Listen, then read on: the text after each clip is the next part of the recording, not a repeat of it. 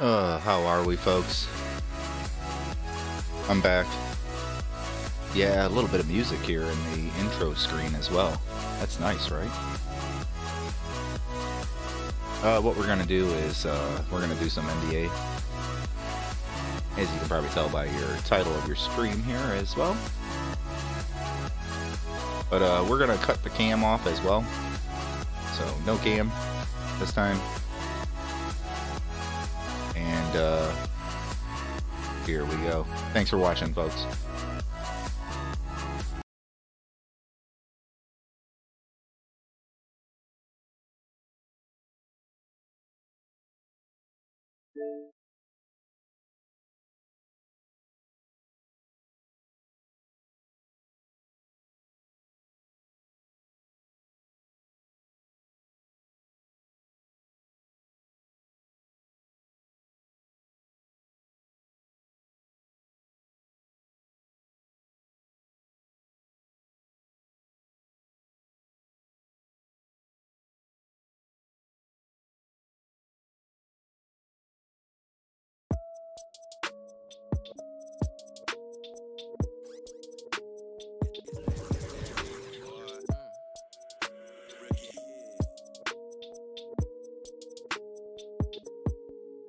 Why you think they call me ankle bully? That's cause I'm breaking your ankle, boy. Break them and put them all on the floor. My jumper wet as a sprinkler. Nobody's guarding me on this earth. You know it's money like bank alerts.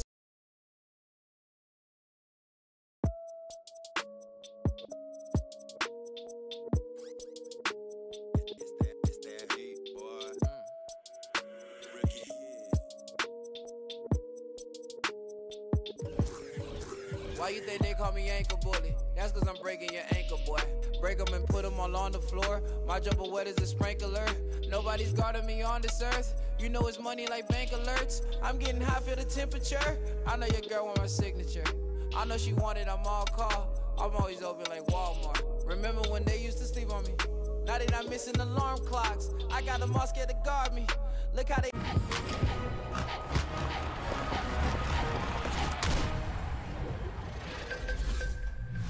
This week on 2K TV, the first interactive special of the season. All episode long, answer questions about past episodes and more for VC and second chances at 2K TV gear. So let's get started.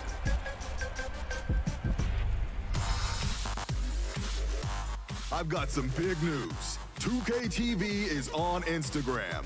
If you haven't already, check us out and follow for even more exclusives and giveaways. We're at NBA 2K_2K TV.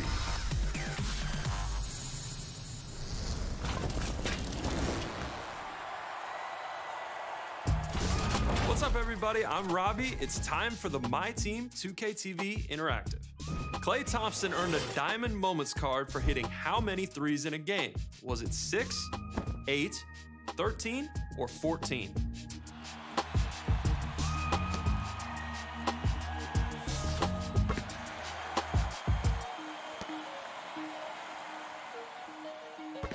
How much money is at stake for the grand prize of the My Team Unlimited tournament? Is it $50,000, $100,000, $200,000, or $250,000?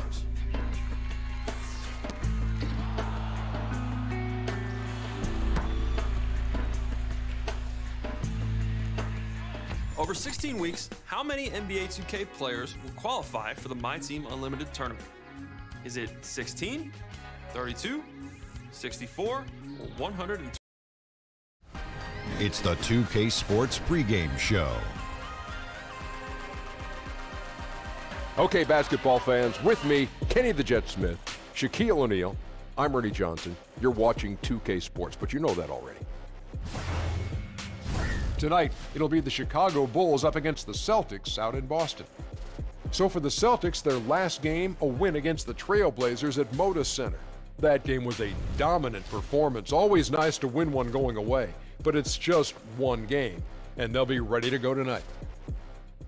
And Robert Williams, someone will be watching tonight, Shaq. He plays with an edge in everything he does. Yeah, physical, intimidating. Does he make a face like the face you're making right now when you're talking about it? Physical, intimidating, the rebounding and shot blocking are already there. Well, he's evolving offensively. That's what I do like about him as well. He wasn't a 5-star recruit where everybody was knocking down his door to get into his house, but he said, I'm going to put that work in, and he did. But everyone knows his name now. Yeah, now let's send it down to Kevin Harlan. Everybody knows his name, too.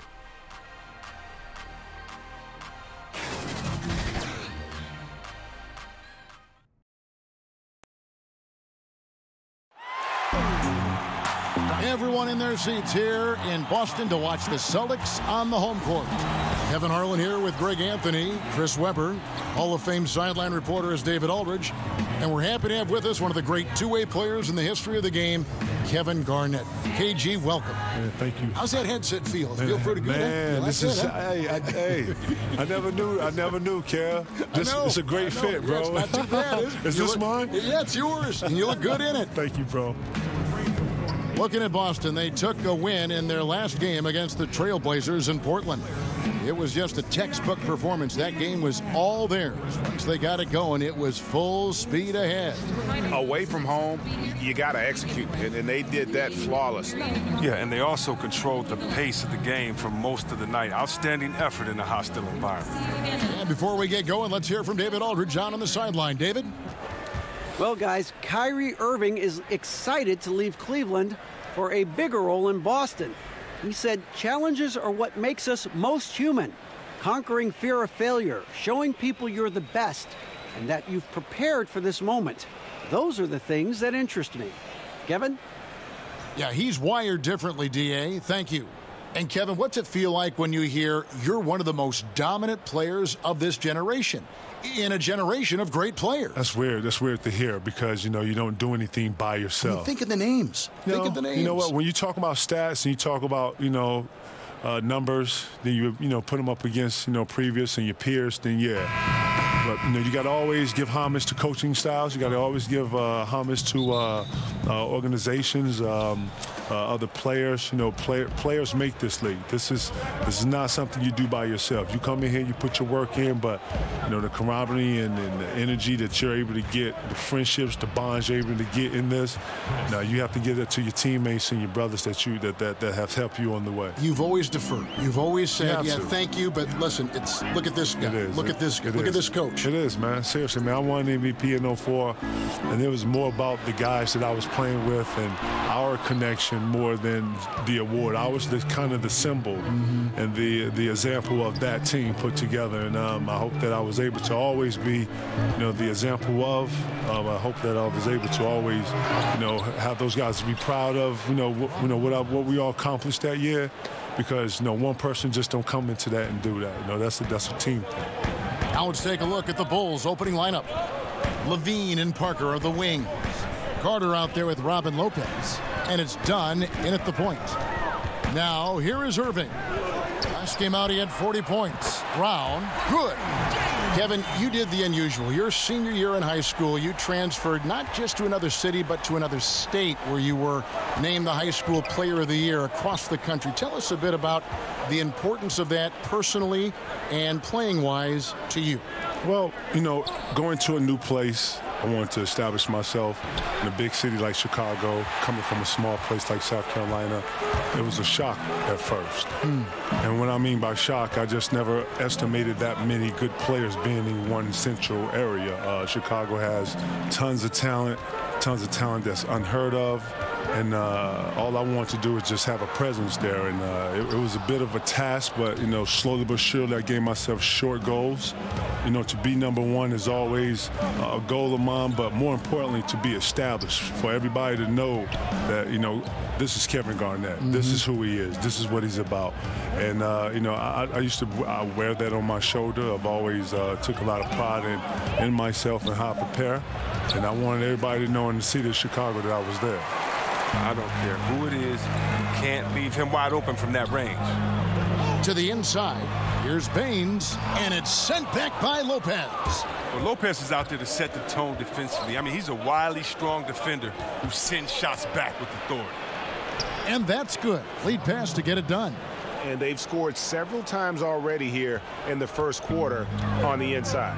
Kevin, listening to the value you placed in preparation, practice to you was obviously important. Practice to me was very important. Preparing was very important. You know, scouting reports, being clear, understanding rotation, understanding what the goal was, understanding the plan. Like, I took all that to heart because I had to be the relayer of that. I had to articulate that to players. I had to be the one in pick and rolls calling out the coverages and stuff. And if I didn't know that, then, you know, Rondo, the guards, they didn't know. So they were going to get blasted. So I had to be on top of that. So that was part of the responsibility, one of my responsibilities of just being a professional and being ready to play.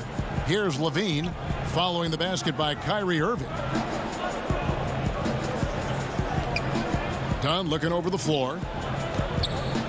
Back to Levine. 5 to shoot.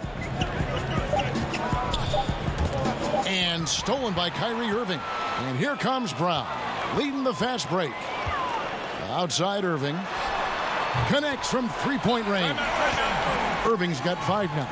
I like how Irving feels the defense out. He's sensing he has room to shoot and fire once he gets the rock.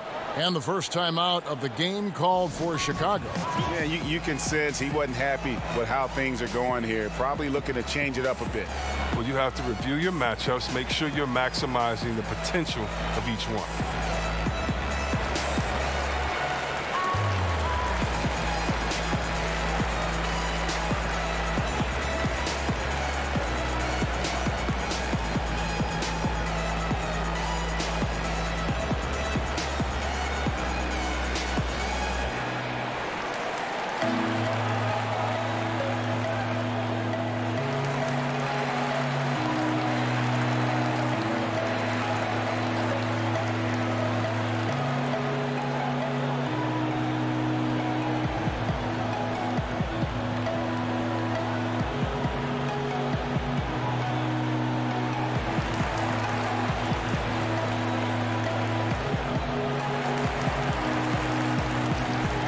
So Boston ends up going with a new group. So Chicago going with an almost entirely new group here. Portis, he's checked in for Lopez. Lowry Markkanen comes in for Carter. Denzel Valentine, he's checked in for Jabari Parker. And Justin Holiday subbed in for Levine. Now here's Markkanen. Back to Dunn. Shot from 12. And again, Chicago. No good. Outside Tatum. 1:51 left to play in the first quarter. And now you see the 2K leaderboard. Not only have these teams caused a lot of turnovers over the last 10 games, but they've scored off them as well. Third spot, the Celtics. I mean, they've gotten a little more aggressive defensively. You can become a more confident team on that end, and so much of it, I think, has to do with forcing turnovers and creating offense.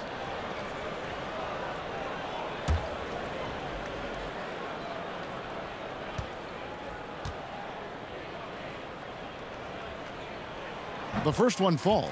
And what you love about Tatum is that scoring gene, but with efficiency, both from the field and the line.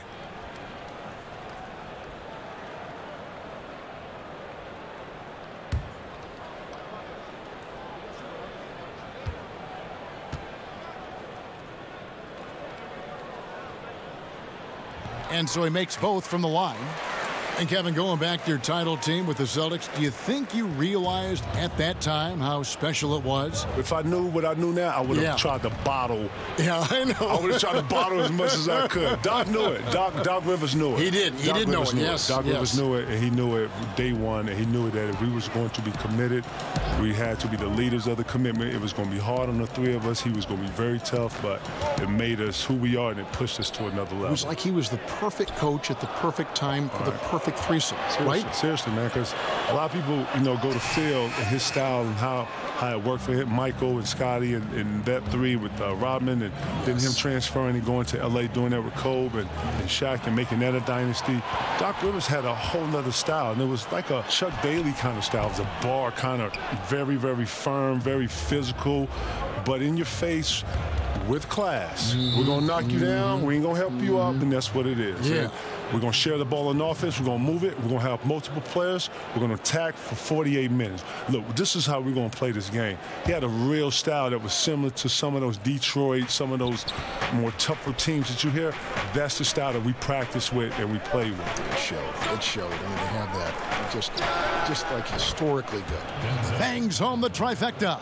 What unselfishness from the young guard, Dunn. He's making more of an effort to distribute the ball. Rozier with the ball. Still getting warmed up offensively. No scoring yet from him.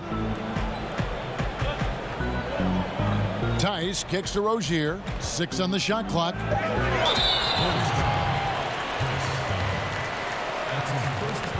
For Boston, they have been perfect at the line so far, albeit just 2 for 2. And their success rate on the season, right around 77%.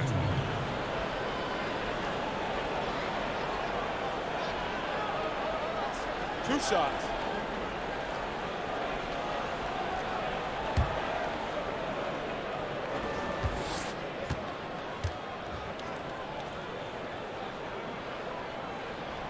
That's good from Rozier. Oh, the fearlessness by Rozier. That's what helps him earn the trip to the stripe.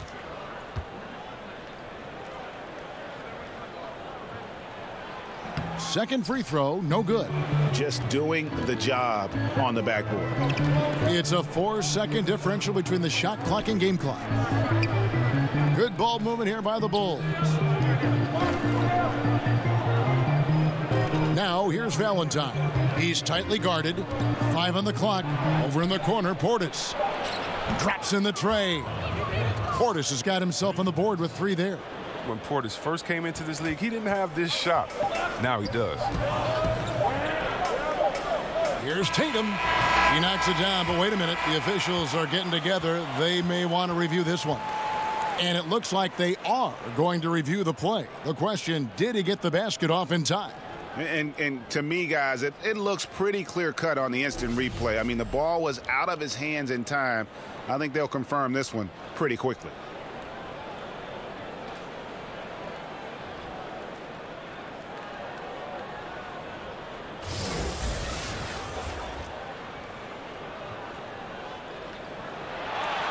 They're going to switch the call. There is no doubt, in looking at the replay, that he got it off in time. Well, it's good they decided to take another look at it. I know some folks don't like how replay slows the game down and interrupts the flow, but when you have it there, you got to use it. So at the end of 1 quarter of play, still a close game. Celtics out in front. They're up by 1. And don't go away. We'll be back with the action for the start of the second quarter in just a moment.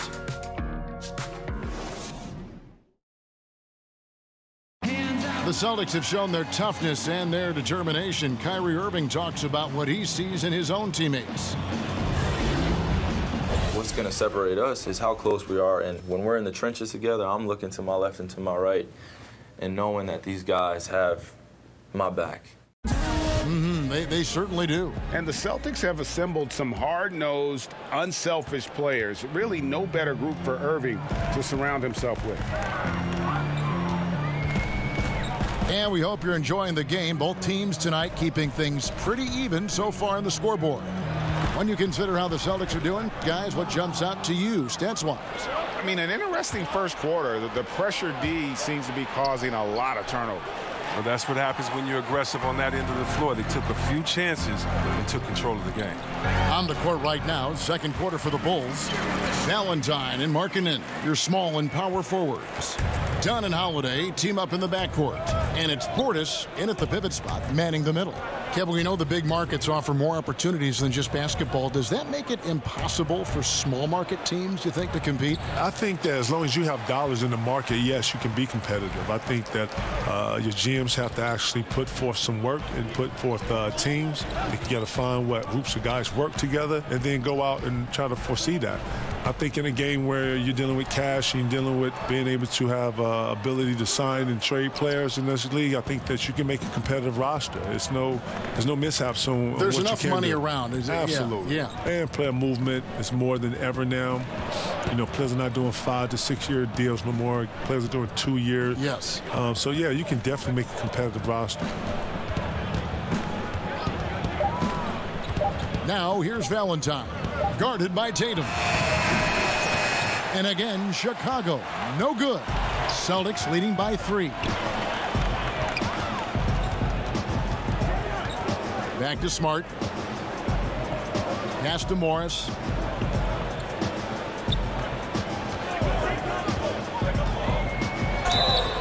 Basket is good. He'll get a chance for one more at the line. And Kevin, to see you come in straight out of high school into the NBA, you forget that it was so historic because we had not seen a high school player in such a long time. Right. Yeah, at that time, you know, it was 20 years before anybody had ever thought of the idea.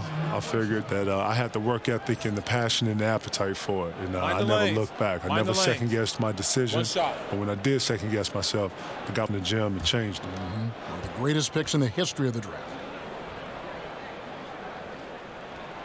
While the shooting of Morris provides his team with is crucial, just a real valuable part of this team. Bulls trail by 6. They've been struggling here on offense. Yeah, a bit of a dry spell for sure. Lopez outside. Parker with it. Now defended by Hayward.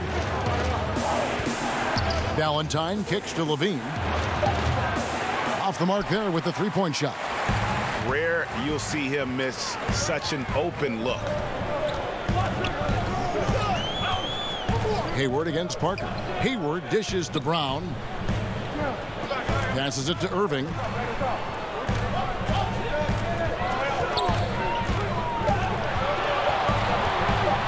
Unloads from 13. And the shot is long. Chicago's gone 0-2 from deep here in the second. Kevin, you think about the work that goes into being an elite player. Describe that. What did you try to accomplish? What are you going to do in these positions right here? When they trap you, how are you going to get the ball out? When you're not trapped, when you're one-on-one, what are the moves you're working on down here? Okay, on the right block. Okay, what about the left block? What about the top of the key? You get an ISO top of the key, what are you going to do? 5 seconds, what are you going to do? So you have to invest in yourself. After you get done with that, that's probably 45 minutes to an hour. You go in, you shower, you get done with that, take your behind home, you sit, you rest. Now you, obviously, as a person, you're living as a human being, your everyday life. But yeah, it's a lot. Sounds exhausting. It is, but it is a cycle that you are able to create for yourself. And once you're in it, and it turns over like an every day. You know, this is what you do every day. So like a routine. And once you get that routine, it is what it is. And I was able to keep a routine for 21 years. Amazing. Amazing. And you know what? 21 years. 21 years. I added things on to my routine, but if you ask anybody to play with me, they see my routine. I did my routine every day. Never missed a day of not doing my routine. Celtics making a switch here. Williams is checked in. And the wily strength of Levine. I mean, he does a great job fending off the defense on the way up. Irving looking over the floor. Williams up on top. Hayward on the wing. It's up a 3. Gets it to go from beyond the arc. Hayward's got himself going there. His first points of the game on the deep ball. Okay, well, let's check in with David Aldridge, who's reporting from the sideline. Well, guys, Al Horford is a multiple all-star. And if you count his stats, you miss what he brings to the table. When you factor in his passing, his defense, his efficiency, he does all the things that help you win. Coach Brad Stevens said, Al Horford averaging 15 points a game for you is like other guys averaging 27. Kevin? The definition of a pro. Terrific guy. Thank you, D.A. Are you kidding me with that pass? Okay, Kyrie. That one made my day. Levine finds Lopez. Irving against Levine. And it's Parker in the corner. Pulls it from the elbow. And the Bulls tack on 2 more. I mean, it took him a long time to get into the flow of the game, but the points are starting to come for him now. KG, I know you've got to run, but as always, you've always got a home here. Thanks for stopping by, and please come back. Man, K-Hall, man, thank you. Thank 2K, man. I appreciate y'all bringing me through here, man. Anytime y'all need God, y'all let me know, man. The best, Kevin Garnett. And Chris, one of the things that's really cool, getting to watch KG develop as a player and now develop as an analyst. Well, it's fun. Having gone through the position where KG is, I know that it's not as an easy transition as he's making it look, but he has knowledge of the game. He is definitely one of the best defenders of our era.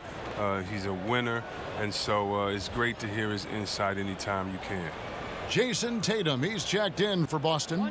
Smart comes in for Jaylen Brown. Then for the Bulls, Markkanen comes in for Carter. And Justin Holiday subbed in for Denzel Valentine.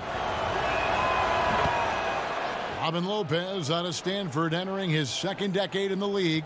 Chris, talk about his game. Well, when you think about Robin's game, I mean, aggressive, unselfish. I mean, he's one of those dirty work players you love to have on your team, but that you hate to compete against. Here's Tatum, and he converts the layup. Tatum's got 6. And you think about the potential of Tatum. I mean, once he has strength, particularly in the lower half, he's going to be a load inside. Irving against Levine.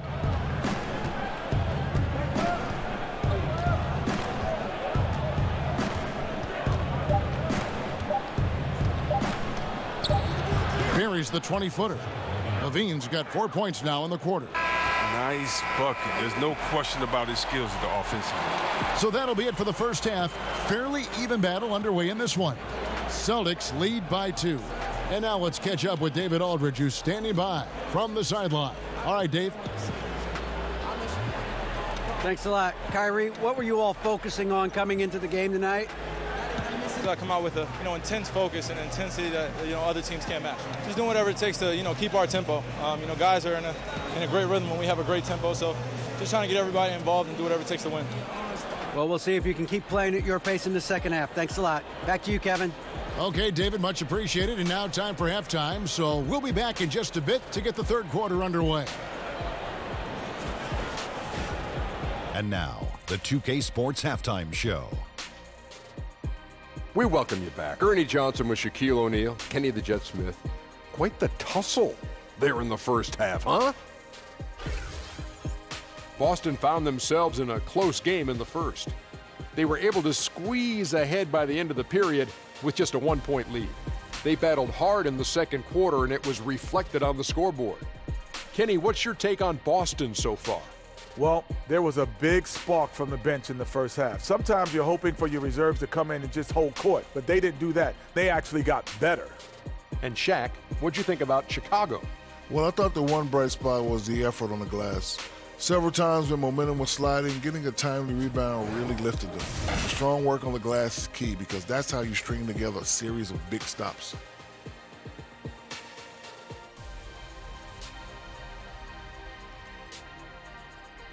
And that'll about do it as we get ready for the second half. Let's take you down to Kevin Harlan. Shout out to my man Joel. Joel, what up?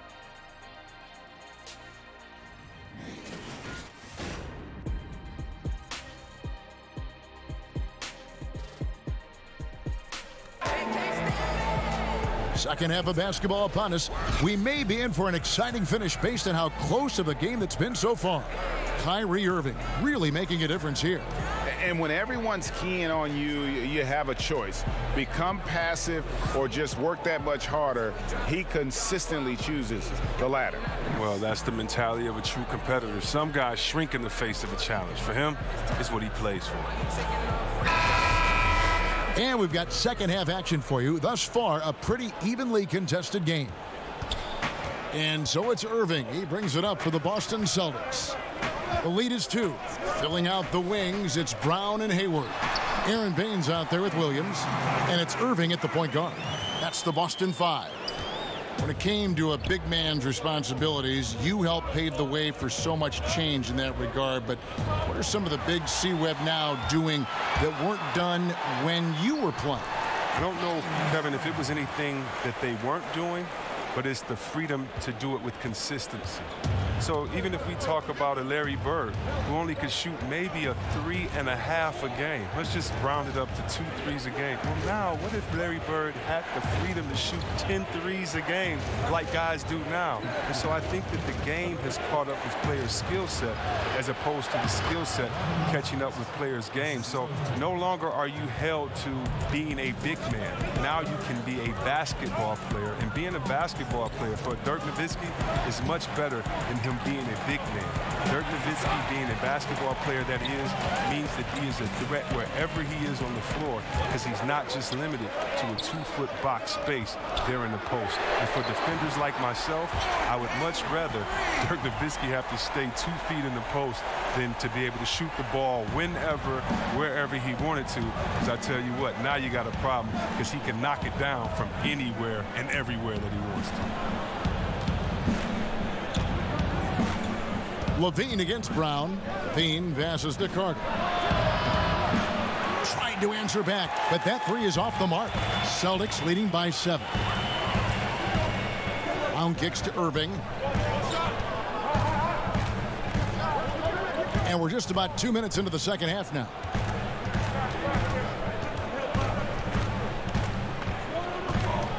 Over in the corner, Williams. The Celtics need to get a shot off. Three-pointer, Hayward, and the rebound goes to Lopez.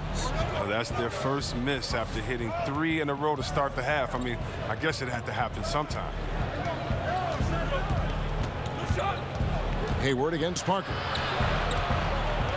Kicks to Carter.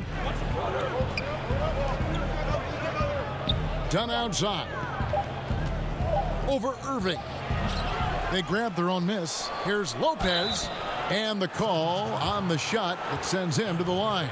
And the length Lopez possesses is tough to combat. I mean, he uses his body well to draw contact on the way up. Bulls shooting their second and third shots at the line right here.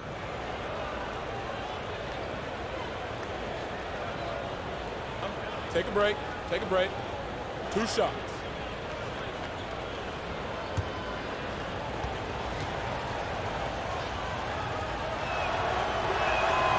That free throw, no good. Lopez. Now, this guy, he's a reliable role player, a stiff defender, and an intelligent shooter as well. And some changes here for the Celtics. Marcus Morris is checked in for Aaron Baines. And it's Rozier in for Brown. And the Bulls making a change also. Portis is checked in. Good on the second free throw. A touch over 2.5 minutes of basketball played here in the third quarter. Talk about a coach who gets the most out of his guys and what he has to work with. I mean, that's none other than Brad Stevens. I mean, he's done it for years. First in college, now on the greatest level. And talking about Stevens, many people were shocked when he received 0 votes from his peers for Coach of the Year. Well, yeah, I think people just got used to his style. And it's not just the great scheme that he has. He does a fantastic, subtle job of motivating players and keeping everyone focused.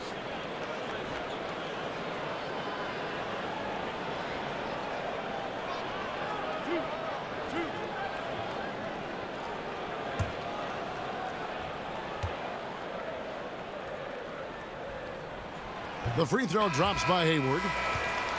Yeah, and Gordon Hayward is a player who's always found a way to add something to his game. Now he feels comfortable going at a defense either inside or out. Great strength when attacking the rim and can shrug off those defenders. Markkanen, he's checked in for the Bulls. Hayward hits them both. And Greg, you mentioned Hayward's strength. That and his ball fakes seem to be not as recognized as they should be. Yeah, I think Hayward has one of the better pump fakes in our league. Great deception with inside-out dribbles to create space. And the things he does well aren't immediately apparent, but Hayward's terrific fundamentals are what make him a great scorer. Capable of doing many things well. Levine has a good sense of when his guys are open. Rozier, the pass to Irving. Back to Rozier. Morris against Markkanen. Clock at 6. Now, here is Morris. Not a lot of room. Hits it from three-point range. 14 points for Kyrie Irving. On a night like this, Irving forces the D to step back and to take his medicine. They can't do anything about it. Time called here. The Bulls decide to talk it over. Now look, when you watch Marcus Morris, I mean, he's been around the league. He understands how to play the game. Sometimes you just need to be put in the right system. It's just timing. That happened for him last season.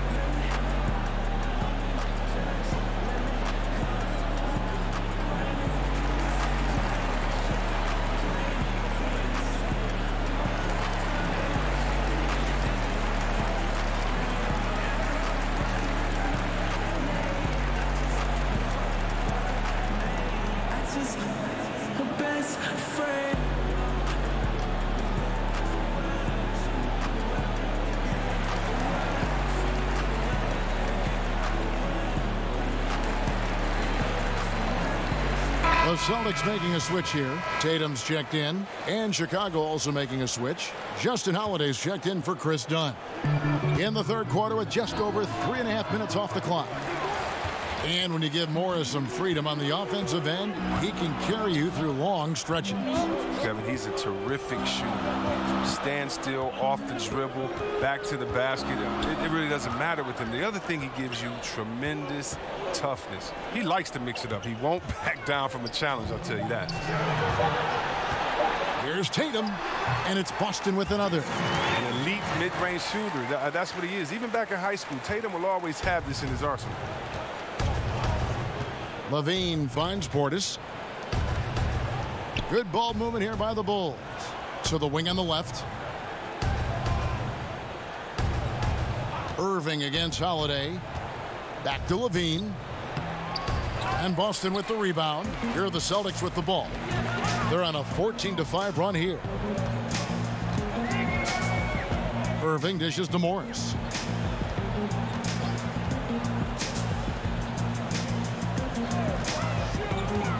"18 feet out." Misses off the right iron. Bulls trail by 11. Parker right side. That's good, and it's Levine with the assist. Levine's got his 4th assist in this one. And now the first timeout called here for Boston. And really, whether you're up or down, it's a game of adjustment. Well, yeah, he might have seen something he wants to exploit. Well, we'll see what they run coming out of this.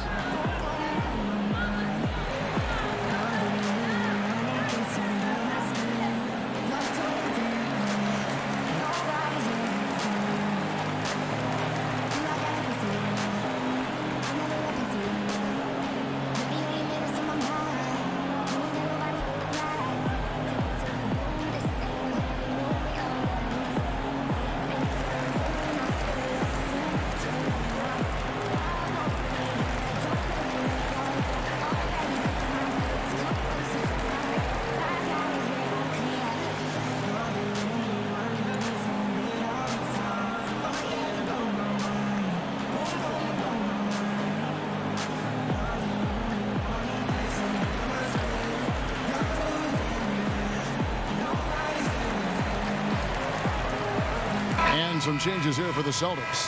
Hayward comes in for Morris, and Smart subbed in for Irving. Valentine's checked in for the Bulls. Celtics leading by 9. Rozier with the ball. Now defended by Levine. Here's Tatum. Chicago grabs the miss. Well, that's giving him too much space from mid-range. It doesn't hurt him there. They can't keep doing that. And so it's Smart. He'll bring up the ball for the Boston Celtics. Williams. Oh, and the jam by Williams. An unreal athlete. Williams gets off the floor with such ease to power it down. Markkanen against Tatum. Tries it from the top of the key, but they get it back. Portis kicks to Markkanen. Levine against Williams. A second chance effort, and good. Got the friendly bounce off the right side of the rim. And it's 6 points for Zach LaVine. Okay, the incredible handles on display. I see you, LaVine. He's so sensational at creating for himself. Here's Hayward. Uses the glass to finish the layup. Hayward's got the lead up to 11 now for Boston. Well, this is what he likes to do. Try to break your spirit. But yeah, I mean, you're already getting dogged out there. I mean, and now he's landing body blows. And so it's the Boston Celtics holding on to an 11-point cushion as we get ready to take a break. Their lead is where it is because they've gotten good shots. A lot of good shots. We'll get right back to the action when we return.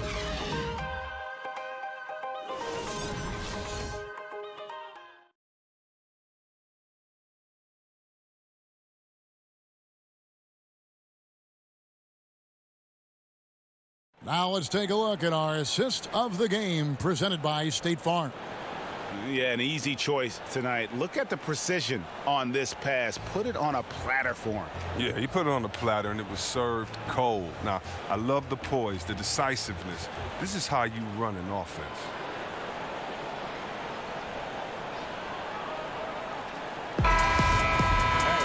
And there have been two very different performances from these teams today as we get going in quarter number 4. We've got so many young, exciting players in the NBA right now, Chris. When you think about the league's best player, the league MVP, in say 7 years, what names come to mind? That's a great question. You have to think about guys like the Greek Freak. Or even 5 years. It doesn't have to be that long. Yeah, but just the potential. I know what you're saying there, Kevin. I mean, Embiid, Ben Simmons, the Greek Freak. Tatum. Wow. I know. It's just so, you could just go to all the young teams and say, these guys are next. I mean, all you got to do is look at the rookie, sophomore, the phenom game and say, and just close your eyes and pick any of those guys because you know that they're talent. But yeah, the Greek Freak, Anthony Davis, Embiid, I think those are all safe bets. On the court for the Bulls, getting this fourth quarter started. Dunn and LaVine are the guard set. Carter out there with Lauri Markkanen. And it's Portis in at the center position. Smooth mechanics on the jumper. I mean, often Markkanen's shot looks good coming out of his hand. Hayward on the wing. Pass to Baines. A shot by Hayward, wide open. That shot off. And it's Chicago the other way. Now here's Markkanen. The pass to Portis. Dunn kicks to Carter. He dishes it to Markkanen. The 15-footer off the left rim and out. Celtics leading by 7. Smart passes to Hayward. Here's Baines, defended by Portis. The Celtics working the ball around now. And here's Brown outside, knocks down the 3-ball. And the Celtics lead by 10. And defensively, you have got to extend to their shooters. They have been on fire this half. Yeah, they've been tremendous from beyond the arc. It's a shift from what they did in the first 2 quarters, though. Chicago calls timeout. And Jaylen Brown was giving quite the compliment on his game from Draymond Green, who felt, Greg, that Brown was good enough to be an all-star. Yeah, you know, I don't know if I'd be fully on board with that assessment in terms of last year, but I do think he's well on his way to becoming an all-star. His scoring and offensive impact continues to grow each year, and he's shown a great knack on the defensive side as well. Terrific two-way player. The sky is the limit.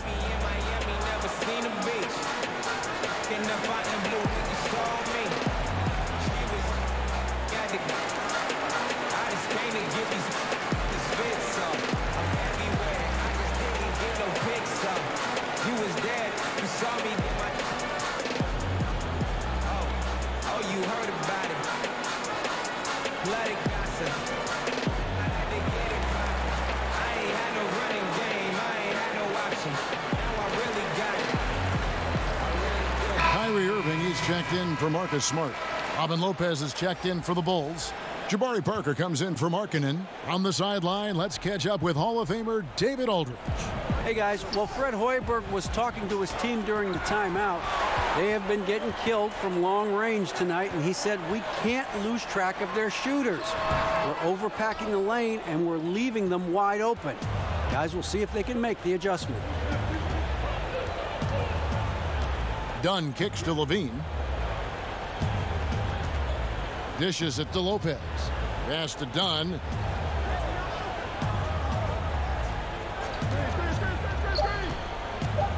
Shot from free throw range. And yes, it's good. And now you can see the D having problems stopping the mid-range jumper, just not really closing out as much as they need to. Passes it to Hayward. Done against Irving. And there are the Celtics with another basket. And since halftime, he has been a different player. Bulls trail by 10. They need a bucket in a big way here to regain some confidence. Levine finds Parker. And a lot of contact on that one, so he'll shoot 2 here. It goes on Jason Tatum.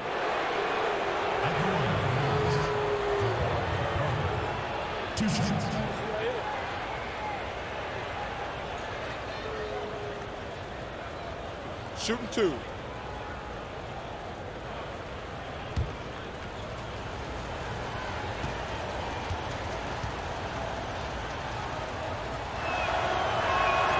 He misses the free throw. Each team has one inactive player per night. Would upping that amount, you think, C-Webb, of active players on game day change anything at all? I don't believe so, because the inactive player we're talking about usually is at the bottom of the roster. And so if you look at the next man up theory, that means that the last guy on the bench at that time, it's his time to get that playing time. So I don't think that the inactive players would change anything, because it's still a team sport, and those guys earn their playing time in practice. And so that guy at the end of the bench is still one of the greatest players in the world and can contribute at any time. And here's Dunn. He'll bring it up for the Chicago Bulls. They've only given up 5 points here in the 4th quarter.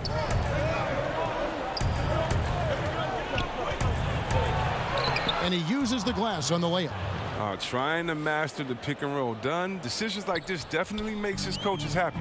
Stolen by Levine.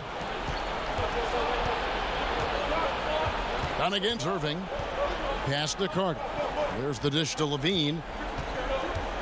And it's Parker in the corner. Carter outside. Lopez passes to Levine. Just 5 to shoot. 13 feet away. And Tatum pulls it down. Celtics leading by 8.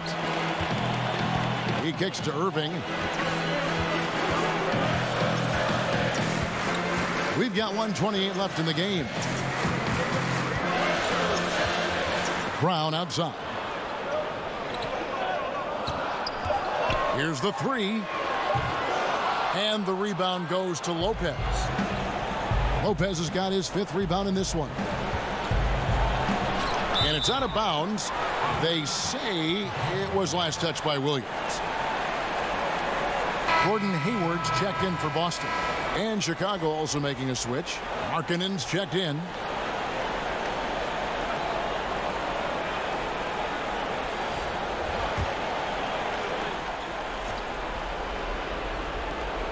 We've got 1:08 left in the 4th quarter. Here's Lopez. Tries hit again, and he gets contact and the whistle on the shot. 2 shots coming up. And the foul goes against Boston. And Lopez is a long, wily guy. Remarkable at utilizing his size, especially inside, where he has the respect of the defense.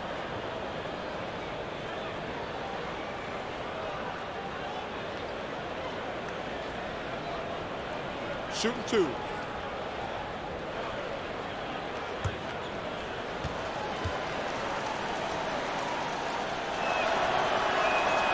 And that hurts as he doesn't get the first one to fall. Trying to focus now on the second.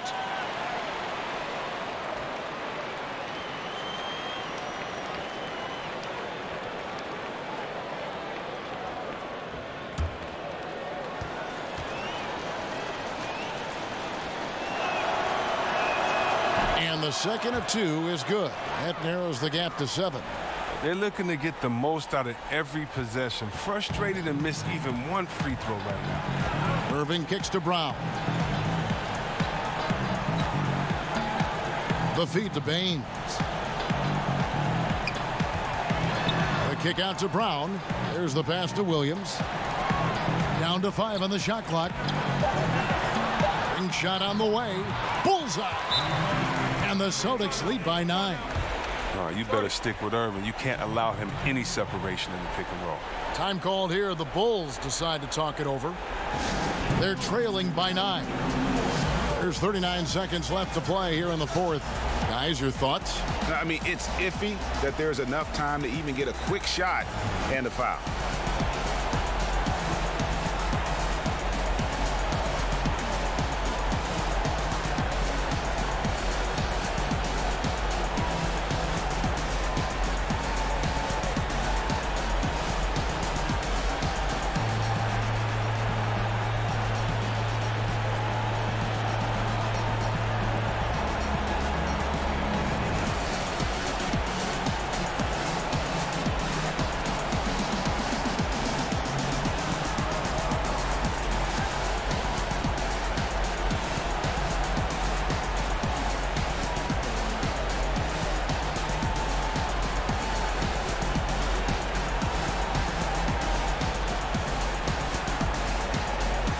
Now we get the chance to present our Jordan Player of the Game, Kyrie Irving.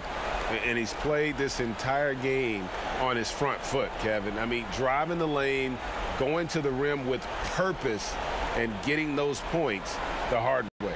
What a connection he has to these fans. They love him here. And the more he has games like this, the deeper that connection gets. Holiday against Smart.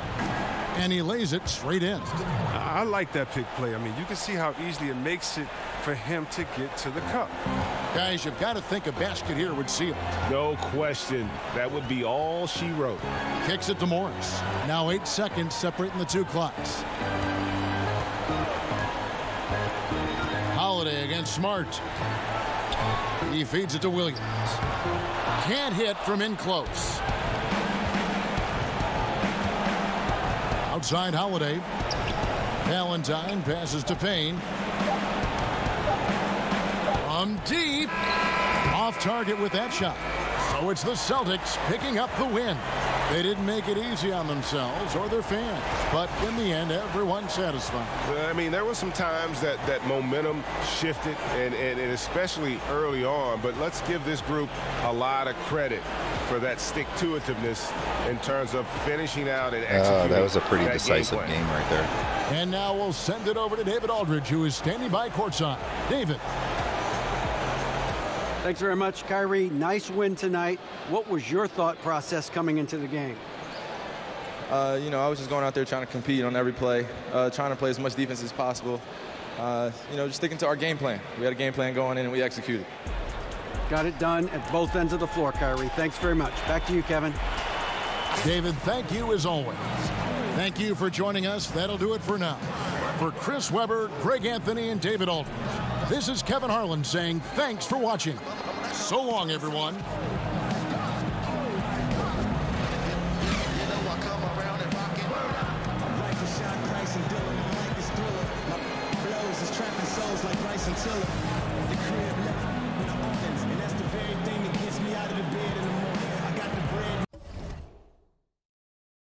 Yeah, like I said, I feel like that was a pretty decisive game there. We kind of really needed that win. We were 6-8 coming in.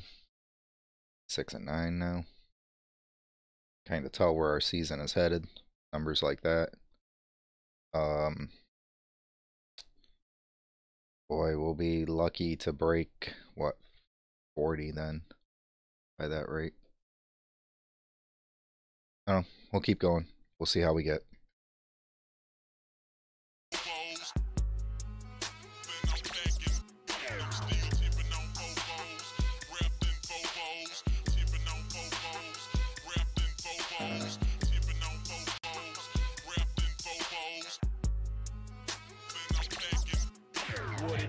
Empire world, I'm the people's champ.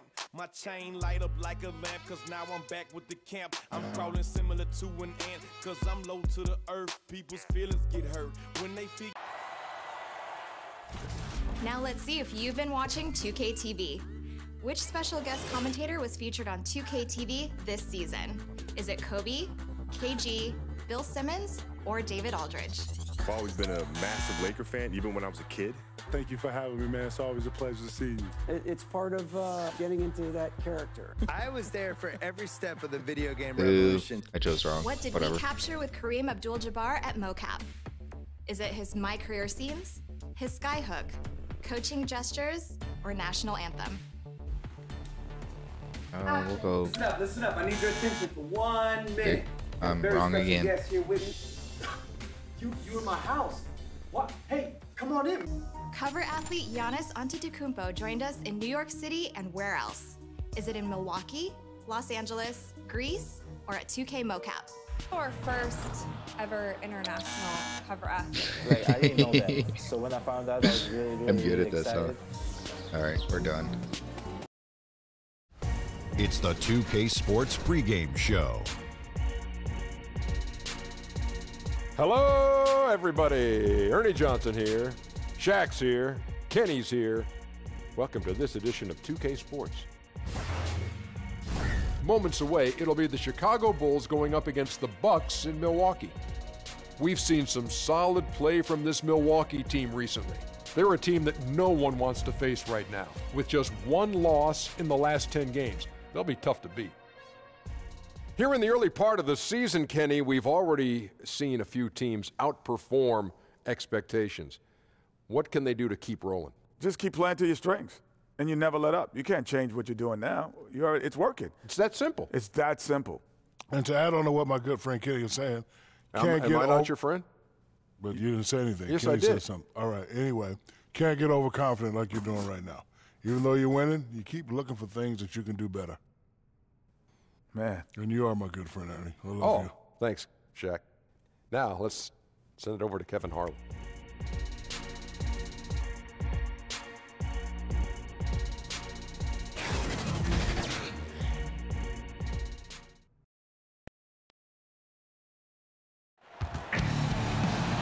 On the road, looking for a win against...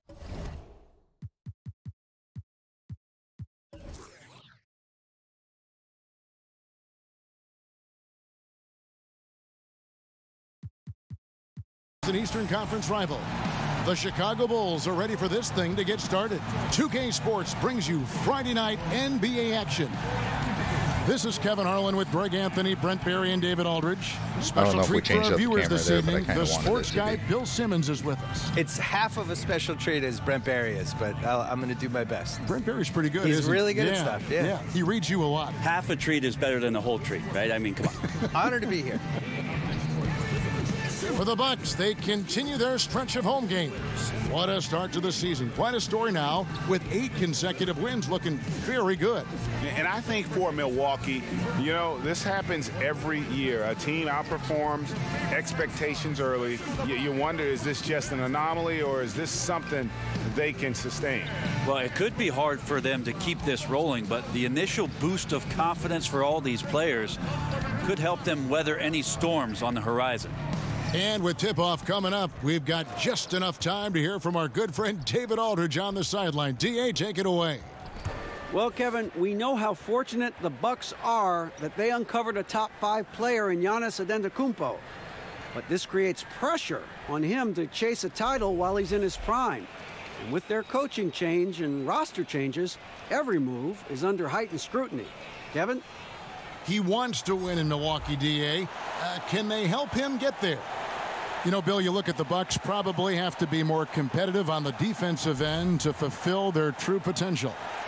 Yeah, I would say that, and I would also say, you know, they don't play well with each other yet. It's like his turn, my turn, their turn, and it's just, I don't see the same camaraderie you see on some of the best teams. And also, like, Giannis needs to go up a level. He has the stats. He's a first-team All-NBA guy potentially this year, but he still has that one last leap to make that I think you saw with LeBron James in 2009. You saw with James Harden the last couple years. You saw with Durant in 2014. There's one more level for him to go, making everybody else better, and that's going to be the difference. Asking too much of him, you think? Not at all. All fueled up and ready to go. Let's check out who's on the floor, courtesy of Gatorade. So for Chicago right now, Levine and Parker are the wings. Robin Lopez out there with Carter, and it's done in at the point. Middleton right now staying aware of where his teammates are and hitting them when they're open. Levine finds Lopez. Back to Levine. Pass to Parker. Clock is at 3, 14 feet away. That shot no good. And Milwaukee will come the other way. Want to keep rolling here following the win against Memphis. And you know what? Up against a weak defense, they were allowed to do pretty much whatever they wanted. Yeah, what I like, though, besides that, is that they just didn't settle for it, because weak defenses, you could take bad shots. That's not what they did here tonight. Here is Carter after Eric Bledsoe's score. Carter kicks to Lopez.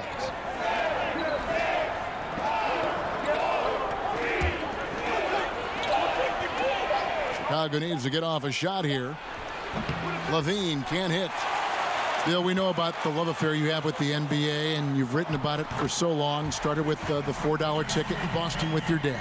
Yeah, my dad bought season tickets for the 1973-74 Boston Celtics, and it was only one ticket. And I think it was $4 a game, probably like $160 total. And he used to carry me in mainly because they didn't want to pay for a babysitter.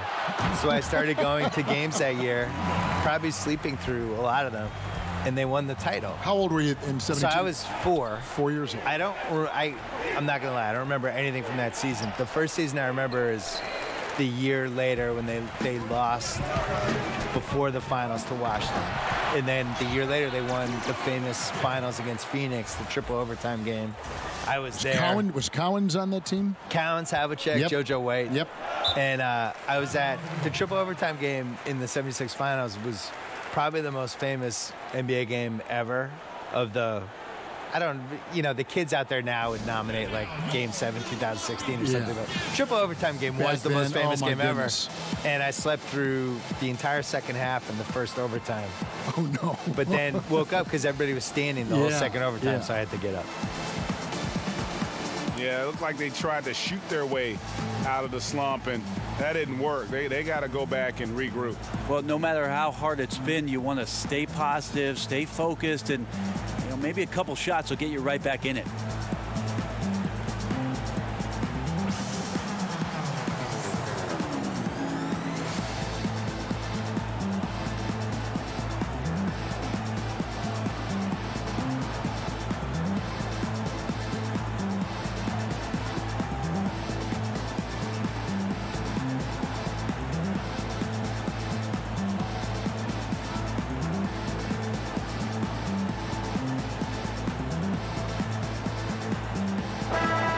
To see numbers for Chris Middleton. He's putting up about 12 points a game, 6 assists and 4 rebounds. And he's really been pulling his weight. He's had a hand in some big plays here recently. I think you look across the board right now, and he's just doing a much better job. The numbers bear that out. Outside, Levine.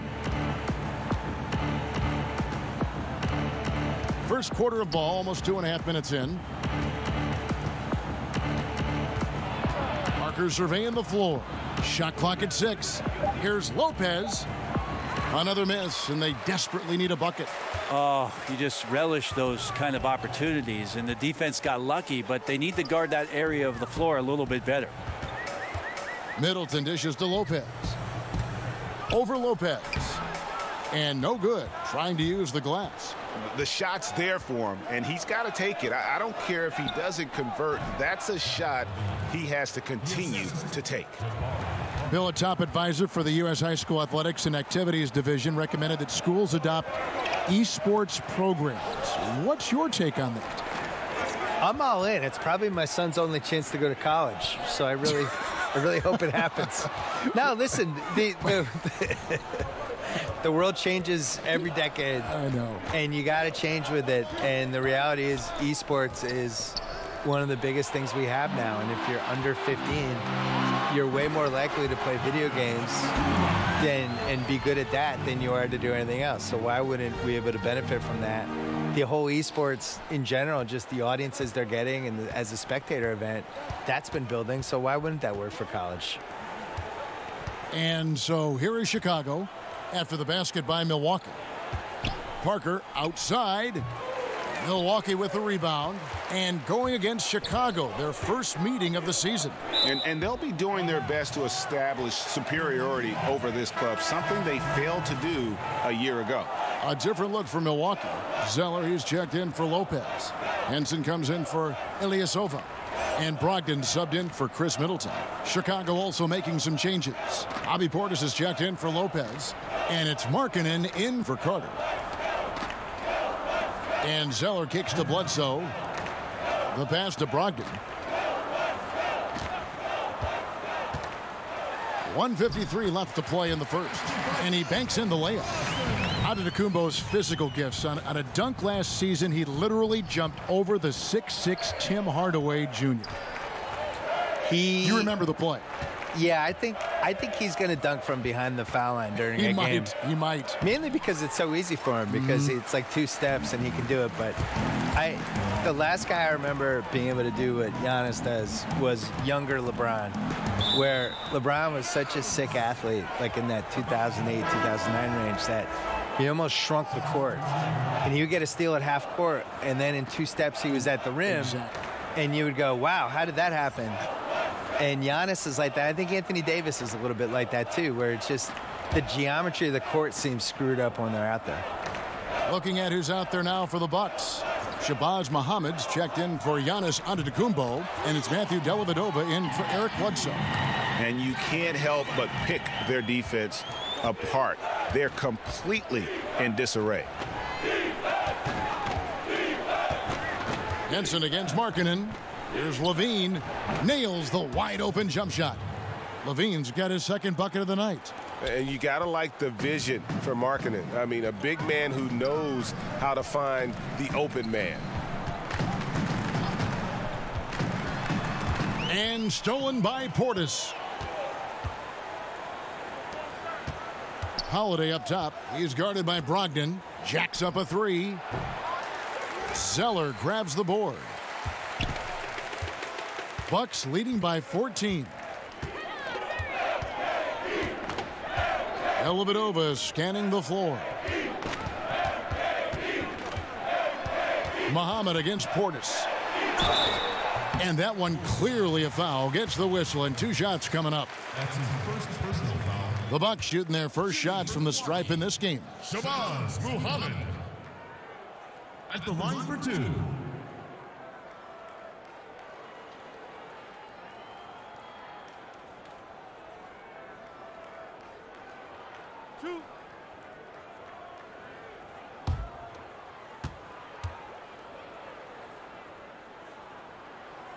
And he makes the first.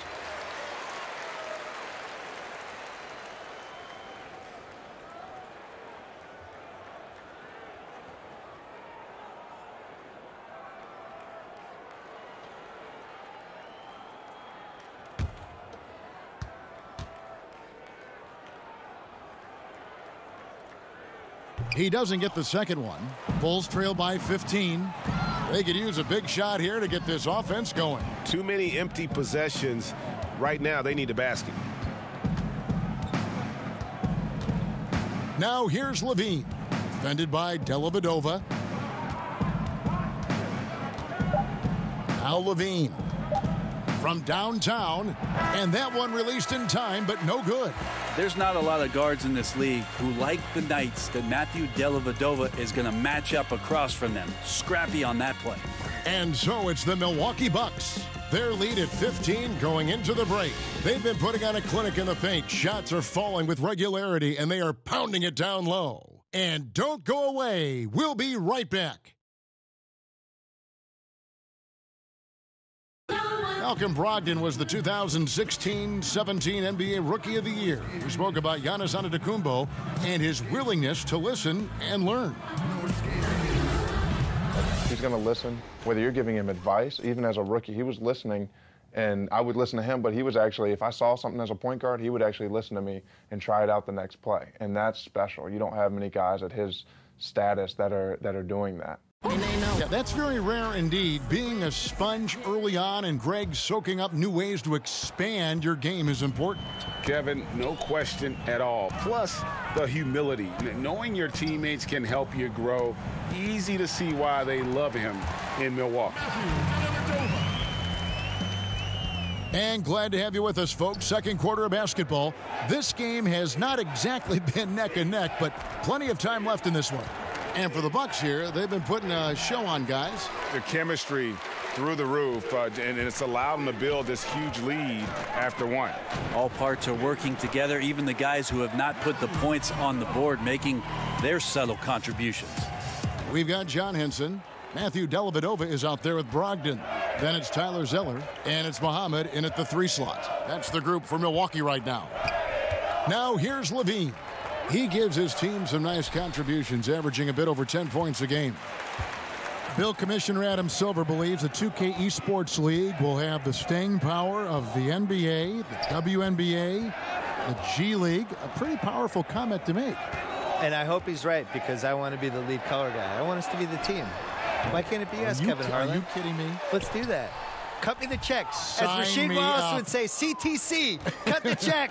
Bill Simmons is here. I'm ready. Pass to Valentine. Markkanen kicks to Holiday. Clock at 6.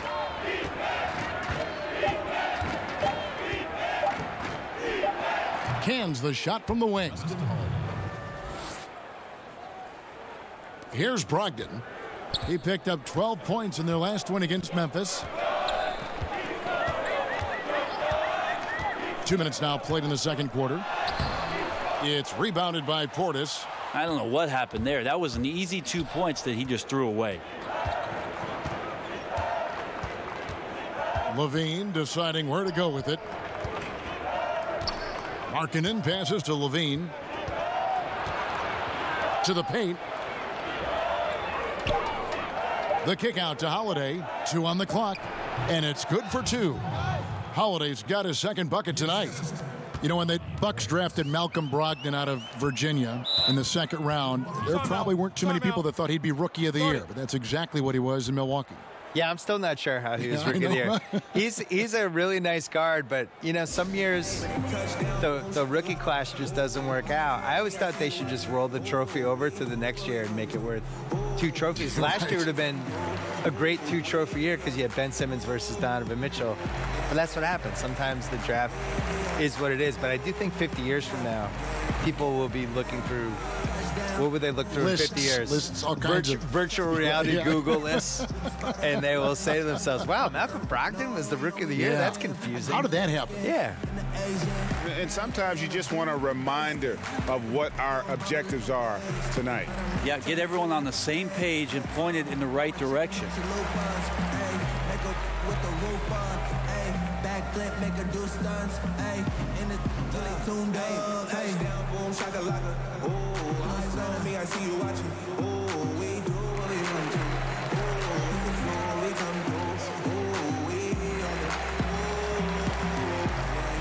it. A platoon swap here for Milwaukee. So Chicago going with an almost entirely new group here. Lopez, he's checked in for Bobby Portis. Carter comes in for Markkanen. Jabari Parker's checked in for Justin Holiday. And it's done in for Zach LaVine. And they're forcing the ball inside, and it's working like a charm. Bill, it's interesting. More than 50 colleges and universities now offer scholarships in esports. I did not know this. And that number is probably only going to go up. Yeah, and it makes sense, too. What's more popular, esports or water polo? No offense to the water polo players, but come on. Come on. These kids let's love move it. with the They times. cannot get enough of these games. No. We should have, every college should have esports. Now, here's Dunn. He's been patient so far. Nothing on the scoreboard yet. Here's Lopez. Good D by Lopez.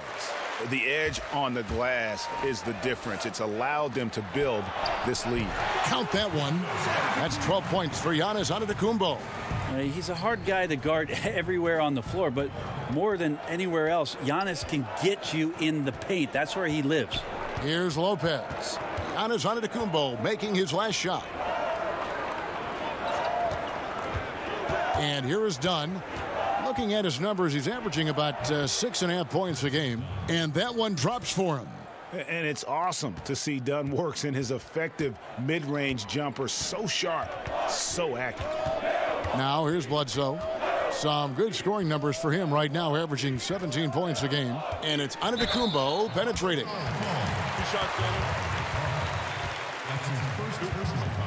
This is his first chance at the line tonight. Giannis Antetokounmpo. 2 shots.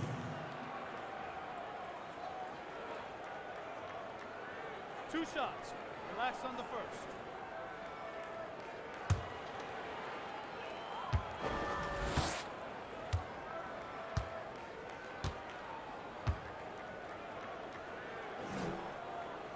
And he knocks down the first one. Well, the improvement we saw during Giannis Antetokounmpo's first few years in the league went from raw to ridiculous in a hurry.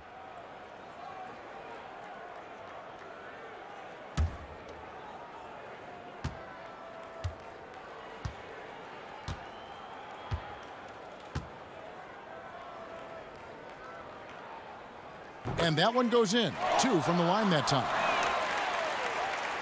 So it's Chicago now. 19-point game. They couldn't put the pieces together, losing that last matchup with Boston.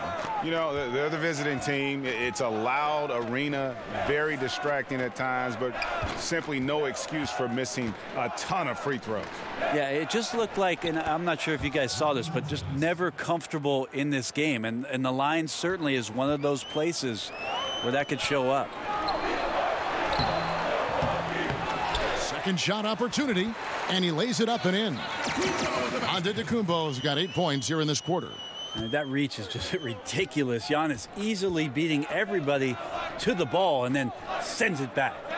Always full of terrific insights. Bill Simmons, thank you so much for stopping by. Thank you. My insights, thank you as well.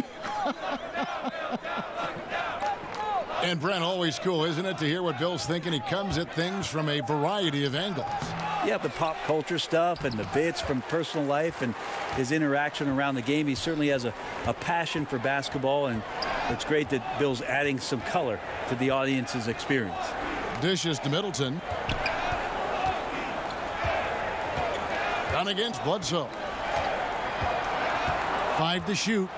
Lets it go from deep. And the call will be against Robin Lopez.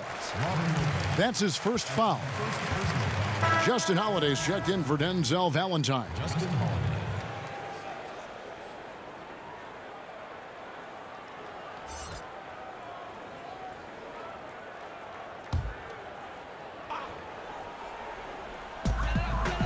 Antetokounmpo kicks to Middleton. The Bucks working the ball around. 6 to shoot. Bledsoe against Dunn. And that's out of bounds. Milwaukee will retain possession. And the Bucks with some changes.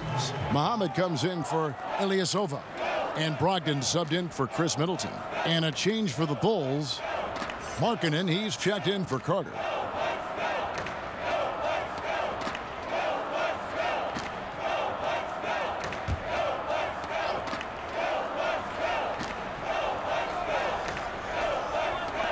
Bledsoe for 3. That shot, no good. And in Chicago the other way. 2-second difference between shot clock and game clock. And Holiday has it in the corner. Passes to Dunn.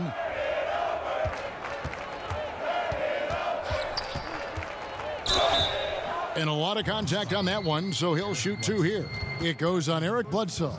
And one area of concern for Dunn, hitting his free throws with consistency, because he has the temperament to draw fouls. This is his first free throw of the game.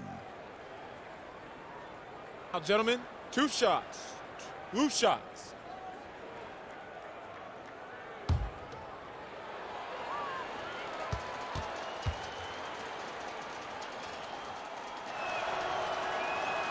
First one falls for him. Both teams deciding to change it up.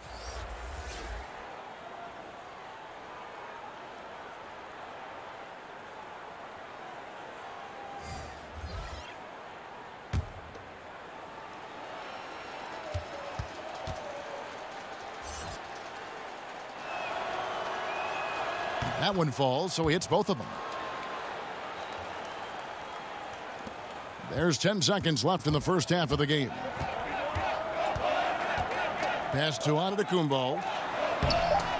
Kept alive, and he drops in the layup off the glass. Antetokounmpo's got 18 points in the game. It's going to take a little more to get Antetokounmpo off of his mark there. Adept at finishing those difficult shots. And so a pretty lopsided game through the first half. Bucks ahead, up 19. And a chance now to send it over to David Aldridge, standing by courtside. David.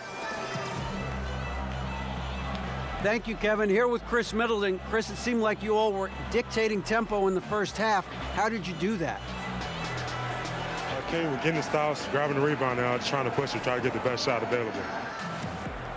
Problem solved in transition. Thanks for your time. Back to you, Kevin. Thank you, David, and we'll be right back after halftime to start the third quarter. See you in just a bit. It's the 2K Sports Halftime Show. Hello, folks. Good to have you back. Ernie Johnson with Kenny the Jet Smith and the Big Diesel, Shaquille O'Neal. Welcome to the NBA Halftime Show on 2K Sports. It was a big-time first quarter for Giannis Antetokounmpo. He had 18 points, 2 block shots, and 1 assist. Kenny, your thoughts on the Bucks' first half? Their ability to get into the paint and get to the rim has been deadly, constantly attacking the basket. It was clearly their intention right from the start to pound it inside as much as possible. And I don't see them straying from that strategy in the second half. It's going to be another paint-based attack. How about you, Shaq? What did you think about Chicago? Well, they got a ton of issues to work out. Allow way too high a percentage to be shot against them. Not really showing any energy on defense. No discipline. Look at their faces, Ernie. Do they even want to be here? And that's going to do it for us here. The second half of action is coming your way.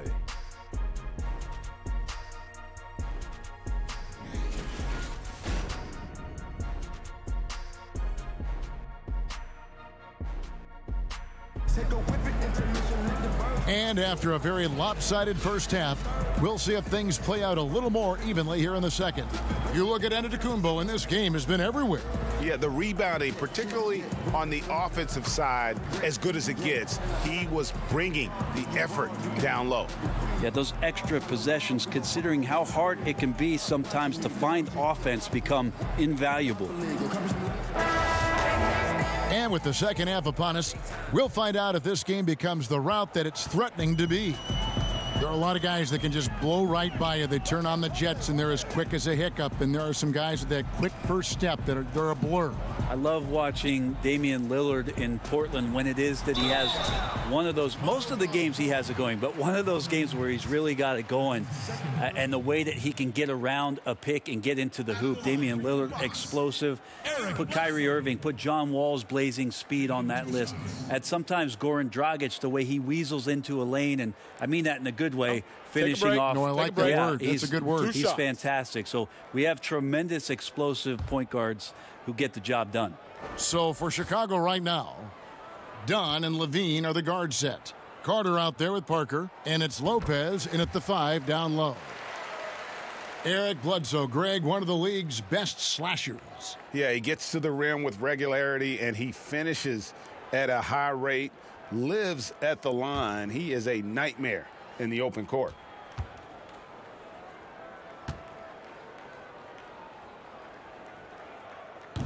And he makes both free throws. Bledsoe, so athletic and so explosive. He just continues to get better in a lot of areas out on the floor. Levine passes to Carter.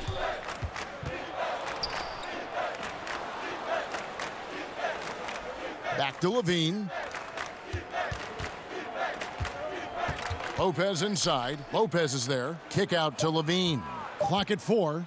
From deep three-point range. No good. Shot missing. So Milwaukee will take it the other way. Bledsoe taking his time here.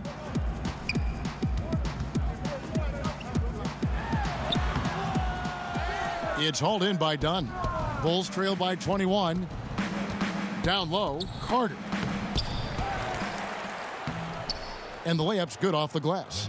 Carter's got his first basket of the night. Bucket earned, out muscling and out hustling everybody for the rebound. It's Antetokounmpo on the wing.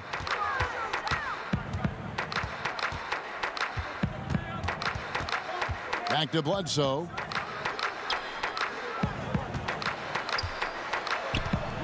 Overdone. And the rebound goes to Lopez. And here's Dunn. He'll bring it up for the Chicago Bulls, trailing by 19. Kicks it to Carter. And some nice ball movement here by Chicago. There's the pass to Levine. Launches it. Bangs home the trifecta. Levine's got 7 points. When the guy is capable of so many things like that on the offensive end, anytime you lose sight of him, he's got a huge advantage. Bledsoe finds Antetokounmpo. And it's Bledsoe off the drive. Banked in off the glass. Bledsoe's got 4 points this quarter.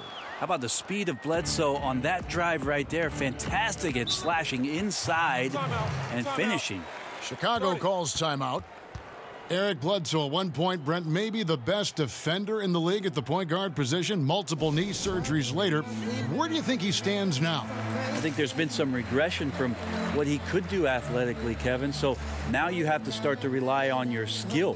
His offensive game has grown a little bit, and he's around a superstar. That should make it easier to set up some opportunities where he could be more consistent offensively, especially shooting the basketball.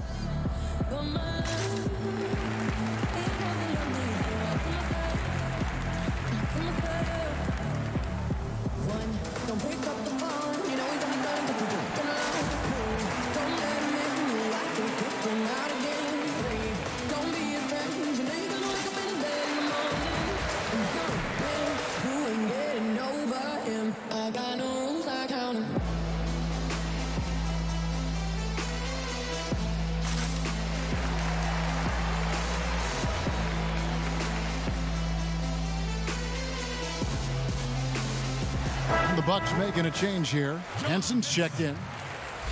And a look here at the shot chart for Antetokounmpo. And really what jumps out to me about this shot chart is just how aggressive he's been when on the floor. I mean, he's doing everything he can to get as close to the hoop as possible before putting up that shot, and it's worked out in a big way for him and his team.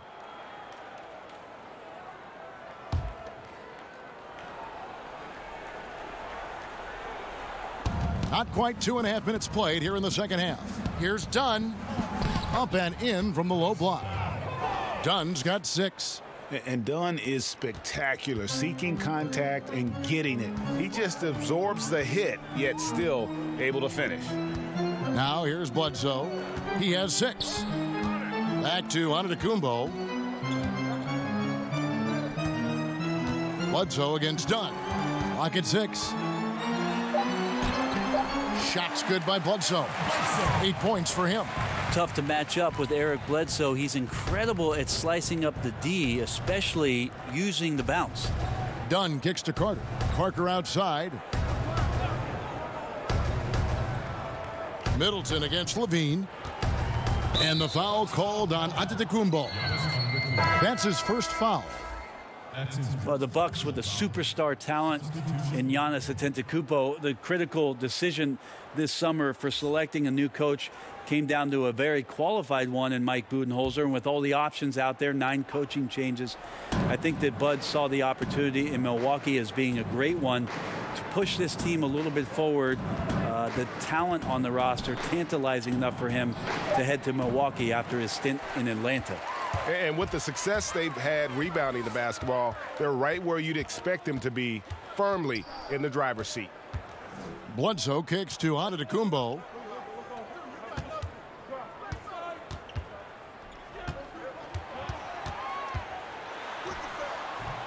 Good D by Parker. And Mike Budenholzer, the 2015 Coach of the Year. 4 titles, Brent, as an assistant in San Antonio. How do you like the fit for him now in Milwaukee? Well, I think that the players are going to really enjoy the attention to detail that Coach Bud and his entire staff who are coming with him will put into place. There's an efficiency with which they'll get the work done. And they're going to have to be thinking on their feet, learning a new offense and some things fundamentally on defense that he'll get them excited about. One-on-one fast break. Here's Brogdon. Good, and Bledsoe gets the assist. Brogdon's got his second bucket of the night. Assists like that have typified their effort today. Terrific ball movement. Inside, and Portis throws it down. And his eyes got wide once he got the ball inside. You just know what he's going to do with the basketball. Bledsoe dishes to Zeller. Levine against Bledsoe. And stolen by Valentine. Makes it off the glass. Coaching staff high-fiving themselves there, watching that team move the ball around, doing whatever is best for the team. Milwaukee leading by 18. Antetokounmpo passes to Brogdon. Plays it up and banks it in. Brogdon's got 4 points in the quarter. The plan of attack is obvious. Get the ball inside and go strong to the rim. Valentine kicks to Levine.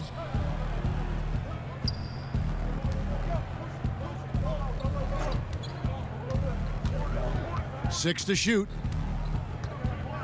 Back to Portis. To the left wing. Here's Valentine. That 3 off the mark. 1 second separating the shot clock and game clock. Now here's Bledsoe. D right on him.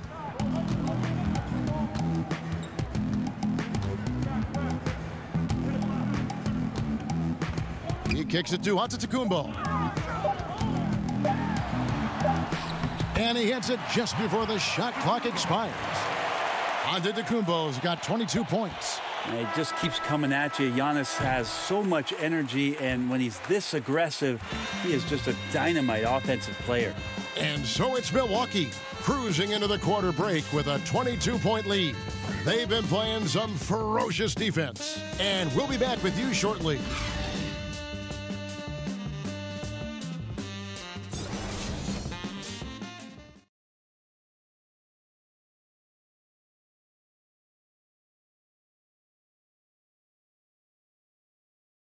And now we have a moment to reveal our State Farm assist of the game. Yeah, and I like the fact we get to see this pass one more time. A magnificent feed, and you love to see your off guard taking over the playmaking duties with this much skill. Yeah, sometimes that's what can separate some of the best players, not just creating for yourself, but creating for others as well. And 1 quarter to go in a game that to this point has not been an evenly fought contest. They've got Tyler Zeller, Malcolm Brogdon out there with Matthew Dellavedova. Then it's Ilyasova, and it's Muhammad in at the small forward position. That's the group for Milwaukee right now. Now here's Parker.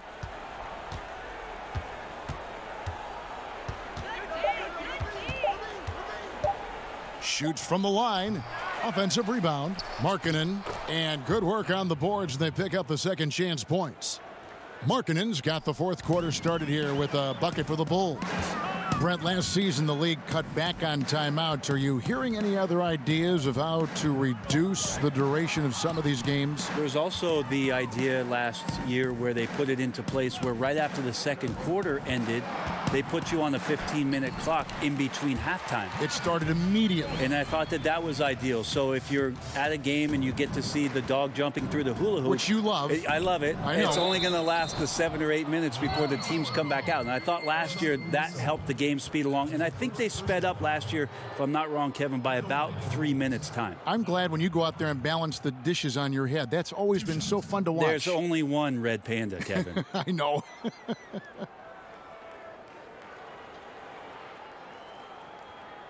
Two shots. Relax on the first.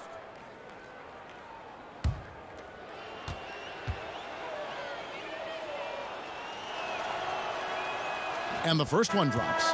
One team owner proposed that we should abolish the draft and have free agency for rookies, maybe giving lesser teams a bigger pool of money to spend. Just some of the ideas that these teams are in the league is throwing out there. Well, that's an interesting idea. The one that I heard about last summer was in Houston trying to flip-flop free agency and the draft so that all of a sudden what you can do is draft players after it is that you've made all your free agent acquisitions, so you could draft positionally. You know you're set up for your team next year.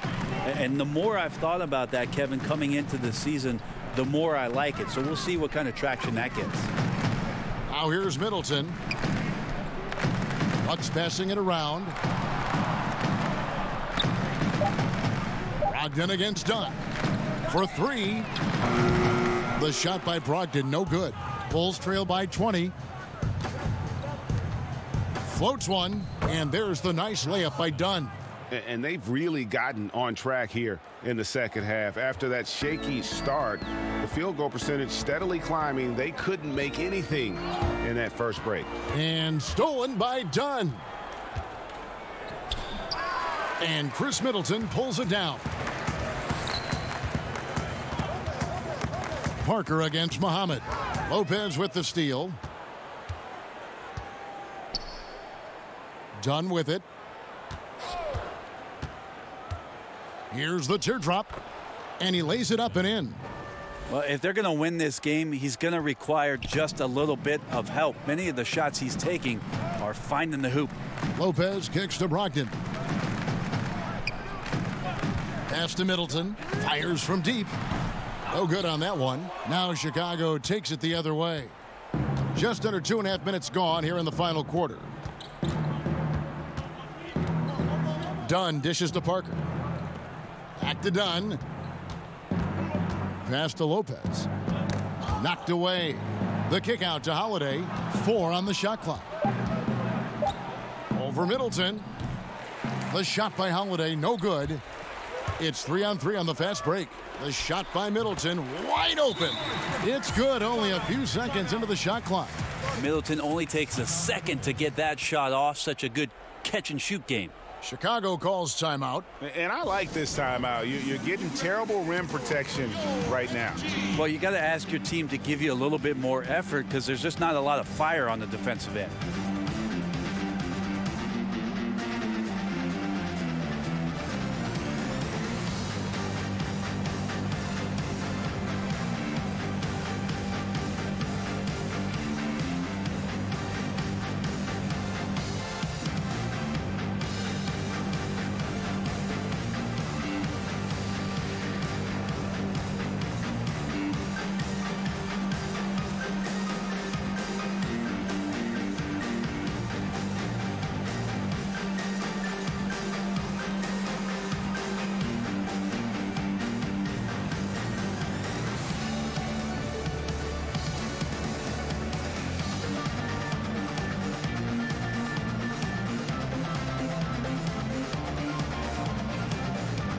Giannis Antetokounmpo's checked in for Milwaukee.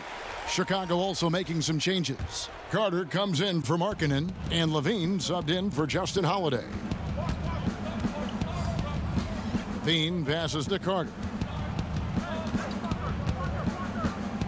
Back to Levine, puts up a three, and again, no good by Chicago. And it's Antetokounmpo with the ball. He'll bring it up for the Bucks. 22 is their biggest lead. Pass to Ilyasova. And a great assist by Antetokounmpo as that one goes in. And that's Ilyasova's shot. He's a deep ball bomber. Bulls trail by 21. Out to the wing. Parker finds Lopez. It's Parker with the drive. The rebound by the Bucks. Antetokounmpo's got 6 rebounds in the game. Brogdon against Dunn. Now here's Ilyasova. He's tightly guarded. And the dunk by Lopez. Just increasing their advantage. And right now they're in a zone on both ends. Love their strategy, and they've been able to execute on it, building a huge lead. Now here's Dunn. Kicks to Carter. Now the dish to Parker. Do you think it seems like young players are more receptive to stints in the G League than they were in the past? I feel that way. Seems Kevin, that way, yeah. Like the stigma of what was used to be the D League, and maybe it was because those were the grades that I had, that you felt a little weird about it. But now that it's the G League, and now that, like we talked about, almost half the players last year had some kind of touch with the G League, I think that stigma has mostly gone away. Are you saying you were a G student? Well, when I gave my mom my report card, she said, "Gee, you got 4 A's." Looking at who's out there now for the Bucks. Zeller, he's checked in for Lopez. John Henson comes in for Ilyasova. Shabazz Muhammad's checked in for Chris Middleton. And it's Matthew Dellavedova in for Brogdon. Now, here's Valentine. Dunn kicks to Felicio. Now, here's Valentine. Antetokounmpo defending, and it's a defensive 3-second violation.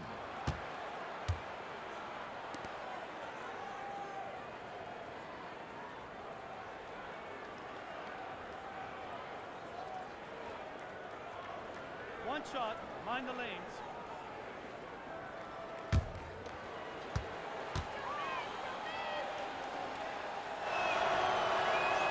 And so he hits the technical free throw.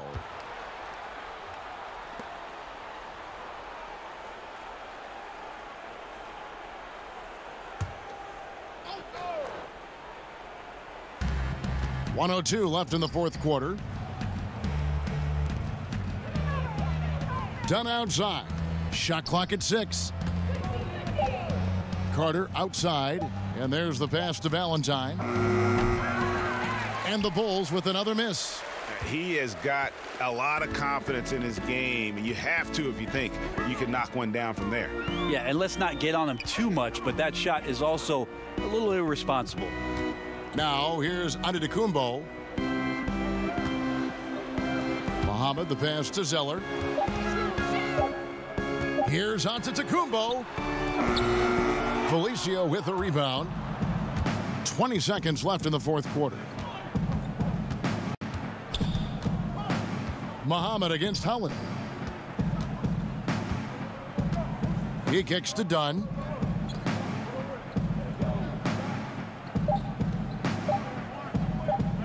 Here's Felicio. It's off.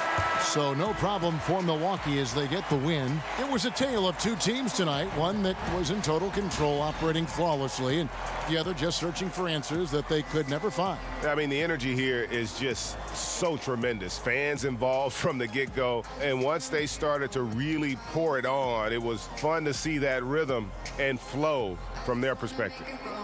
And now we'll send it over to David Aldridge, who is standing by courtside. David. Thanks, Kevin. Here with Eric Bledsoe. Eric, a strong performance tonight. What's been the difference? We getting out in transition, trying to get defensive stops, and everybody's just playing their game. And it showed tonight, Eric. Thanks very much. Back to you, Kevin. Thank you, David. Great interview once again. And that'll wrap it up, folks. For Brent Barry, Greg Anthony, and David Aldridge, this is Kevin Harlan saying thanks for watching. We'll see you later.